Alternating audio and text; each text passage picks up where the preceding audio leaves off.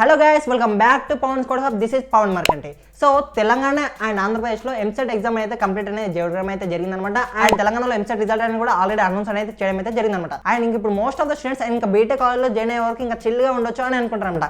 But ఇప్పుడు ఏదైతే మీకు ర్యాంక్ అనేది వచ్చిందో, ఈ యొక్క మీకు వచ్చిన ర్యాంక్ని బట్టి మీకు ఏదైనా ఒక కాలేజ్లో బేస్డ్ ఆన్ యువర్ ర్యాంక్ మీకు ఒక మంచి కాలేజ్లో సీట్ అనేది రావాలంటే మీరు కౌన్సిలింగ్ ప్రాసెస్లో పార్టిసిపేట్ అనేది చేయాలన్నమాట. అయితే ఈ యొక్క కౌన్సిలింగ్ ప్రాసెస్లో మనకు వేరియస్ స్టెప్స్ అనేవి ఉంటాయన్నమాట. సో ఈ యొక్క స్టెప్స్ ఏంటి, అసలు ఈ యొక్క కౌన్సిలింగ్ ప్రాసెస్ అనేది ఏ విధంగా ఉంటుంది, అండ్ మీకు దీని గురించి కంప్లీట్గా డీటెయిల్గా స్టెప్ బై స్టెప్ అయితే నేనైతే మీకు చెప్పబోతున్నమాట. సో మనకి ఈ యొక్క ఎంసెట్ కౌన్సిలింగ్ ప్రాసెస్ గురించి ఇంకా అఫీషియల్గా ఎటువంటి న్యూస్ అనేది రాలేదు టీఎస్ ఎంసెట్ నుంచి.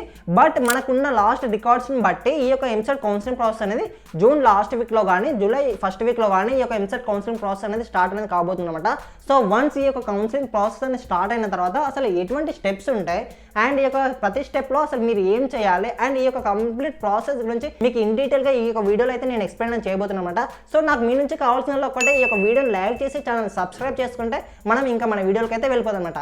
సో ఫస్ట్ ఈ యొక్క ఎంసెట్ రిజల్ట్ ఏదైతే అనౌన్స్ అయితే చేయడం జరిగిందో, ఈ యొక్క ఎంసెట్ రిజల్ట్ అనౌన్స్ అయితే అయిన తర్వాత నెక్స్ట్ స్టెప్ వచ్చేసి అంటే కౌన్సిలింగ్ ప్రాసెస్ అనేది స్టార్ట్ అయిన తర్వాత మీరు చేయాల్సిన ఫస్ట్ స్టెప్ వచ్చేసింది అంటే రిజిస్ట్రేషన్ ఫీ అనమాట.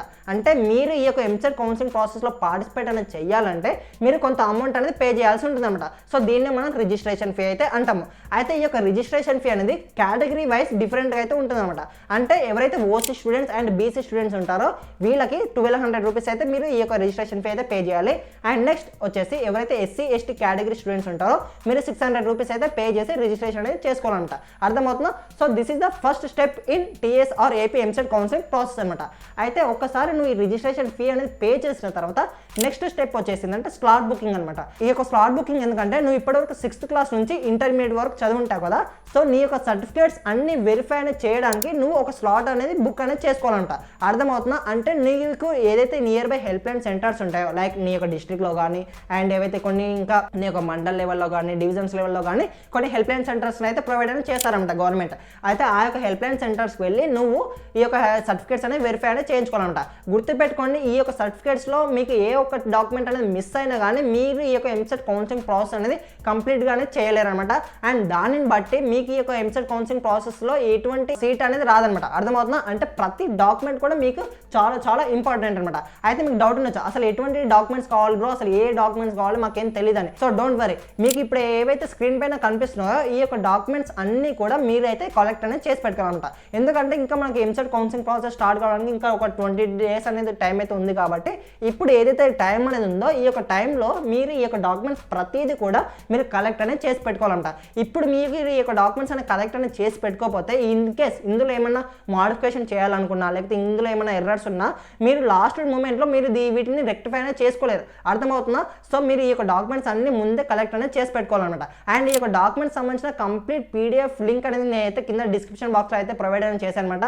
ఎందుకంటే ఆ యొక్క పీడిఎఫ్లో మీకు ప్రతిదీ సీరియల్ వైజ్ ఉన్నాయన్నమాట. అంటే starting EAMCET rank card, hall ticket and ఈ విధంగా చాలా డాక్యుమెంట్స్ అనేది ఉంటాయన్నమాట. సో మీరు అవన్నీ గుర్తు పెట్టుకోలేరు కాబట్టి మీకోసం ఒక పీడిఎఫ్ అనేది కింద డిస్క్రిప్షన్ బాక్స్లో అయితే అటాచ్ అనేది చేశాను అనమాట. అండ్ మోర్ ఓవర్ మీకు ఇంకా ఈ యొక్క డాక్యుమెంట్స్ సంబంధించిన డీటెయిల్ వీడియో కావాలంటే ఆల్రెడీ మన ఛానల్ అప్లోడ్ అనేది చేసి పెట్టాను. ఆ యొక్క వీడియోకి కూడా కింద డిస్క్రిప్షన్ బాక్స్లో ప్రొవైడ్ అనేది చేశాను అనమాట. So go and watch that. And next వచ్చేసి ఎప్పుడైతే మీరు ఈ యొక్క సర్టిఫికేట్ అనేది వెరిఫికేషన్ అనేది కంప్లీట్ అయ్యిందో నెక్స్ట్ ఇమ్మీడియట్గా మీకు ఒక లాగిన్ ఐడి అండ్ పాస్వర్డ్ అయితే ఇస్తారనమాట. అయితే ఈ యొక్క based on this login ID and password నువ్వు ఇప్పుడు వెబ్ ఆప్షన్స్ అనేది పెట్టాలన్నమాట. అయితే ఈ యొక్క వెబ్ ఆప్షన్స్ పెట్టడమే ఈ యొక్క ఎంసెట్ కౌన్సిలింగ్ ప్రాసెస్లో మెయిన్ రోల్ అనమాట. ఎందుకంటే నీకు ఎంత ర్యాంక్ వచ్చినా ఈ యొక్క వెబ్ ఆప్షన్స్ అనేది కరెక్ట్గా పెట్టకపోతే నీకు మంచి కాలేజ్లో సీట్ అనేది మిస్ అవుతుంది.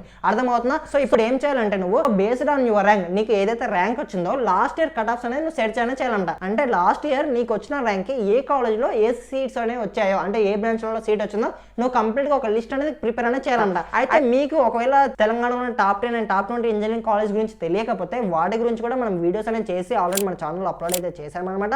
సో మీకు ఎటువంటి డౌట్ ఉన్నా ఆ యొక్క వీడియో లింక్స్ అని కింద డిస్క్రిప్షన్ బాక్స్లో ప్రొవైడ్ అని చేశాను. So go and watch those videos. And ఇప్పుడు ఈ యొక్క వెబ్ ఆప్షన్స్ పెట్టిన తర్వాత నెక్స్ట్ మీకు మీరు ఏదైతే వెబ్ ఆప్షన్స్ పెట్టారో దాన్ని బట్టి మీకు ఎంసెట్ కాలేజ్లో సీట్ అనేది అలాట్ అనేది అవుతుంది అనమాట. అర్థమవుతుంది? అర్థమవుతుందా? సో వన్స్ ఈ యొక్క సీట్ అనేది అలాట్ అయిన తర్వాత మీకు ఒకవేళ ఈ యొక్క సీట్ అనేది నచ్చితే మీరు దాన్ని అలాగే ఉంచుకోవచ్చు. లేదు నాకు ఇంకా మంచి కాలేజ్లో సీట్ అనేది రాలేదు, ఇంకా నాకు మంచి కాలేజ్లో సీట్ కావాలి అంటే మీరు ఇంకా second phase and third phase counselling process కూడా ఉంటాయన్నమాట. సో మీరు వాటిలో కూడా మీరు పార్టిసిపేట్ అనేది చేయొచ్చు అనమాట. మీకు ఒక డౌట్ ఉండొచ్చు, ఇప్పుడు బ్రో మనకు ఫస్ట్ ఫేజ్లో ఆల్రెడీ సీట్ వచ్చింది కదా, ఇప్పుడు మళ్ళీ సెకండ్ ఫేజ్లో థర్డ్ ఫేజ్లో పార్టిసిపేట్ చేయొచ్చు అని. సీ వన్ థింగ్, మీకు ఒకవేళ ఫస్ట్ ఫేజ్లో సీట్ వచ్చినప్పటికీ కూడా చాలా మంది ఎవరికైతే ఈ యొక్క జేఈ మెయిన్స్ అంటే IIT, NIT, triple IT and ఇంకా కొన్ని ప్రైవేట్ కాలేజ్లో సీట్ వచ్చిన వాళ్ళు ఉంటారు కదా, సో వాళ్ళందరూ ఏం చేస్తారు, ఈ యొక్క ఎంసెట్ కాలేజ్లో వచ్చిన సీట్ని క్యాన్సిల్ చేసుకొని డైరెక్ట్ ఈ యొక్క జేఈ మెయిన్స్లో వచ్చిన కాలేజ్లో జాయిన్ అయితే అవుతారన్నమాట. అంటే ఇప్పుడు ఏమవుతుంది, ఇది ఏదైతే సీట్ ఉంటుందో వీళ్ళకి వచ్చిన ఎంసెట్ కాలేజ్లో వచ్చిన సీట్, ఆ యొక్క సీట్ అనేది వేకెంట్గా ఉంటుంది.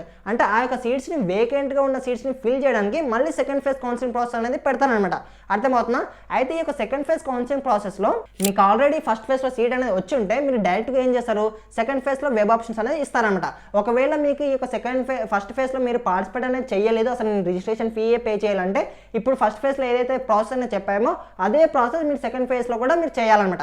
అర్థమవుతుంది? అంటే ఎవరైతే ఫస్ట్ ఫేజ్లో పార్టిసిపేట్ చేయలేరో వాళ్ళు ఇప్పుడు ఏదైతే ప్రాసెస్ మనం చెప్పామో అది మీరు సెకండ్ ఫేజ్లో చేయాలన్నమాట. అయితే మీరు గుర్తుపెట్టుకోండి, మీరు ఖచ్చితంగా ఫస్ట్ ఫేజ్లో మీరు ఖచ్చితంగా పార్టిసిపేట్ అనేది చేయాలన్నమాట. ఎందుకంటే ఈసారి కాంపిటీషన్ అనేది చాలా ఎక్కువగా ఉంది కాబట్టి మీకు మోస్ట్ ఆఫ్ ద ఈ యొక్క ఫస్ట్ ఫేజ్లోనే సీట్స్ అనేవి ఫిల్ కావడం అయితే జరుగుతుంది అనమాట. అర్థమవుతుందా? అంటే మీకు సెకండ్ ఫేజ్లో చాలా తక్కువ సీట్స్ ఉంటాయి కాబట్టి మీకు ఈ యొక్క సీట్ అనేది రావడానికి ఛాన్స్ అనేది చాలా తక్కువగా ఉంటుంది.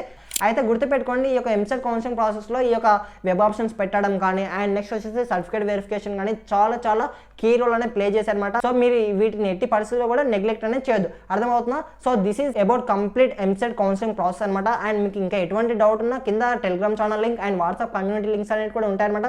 సో మీరు వాటిని జాయిన్ అయ్యి మీకు ఎటువంటి డౌట్ ఉన్నా అక్కడ అడగవచ్చు. So that's it for this video guys. And మీకు ఇంకా ఎటువంటి డౌట్ ఉన్నా let me know in the comment section. Thanks allot.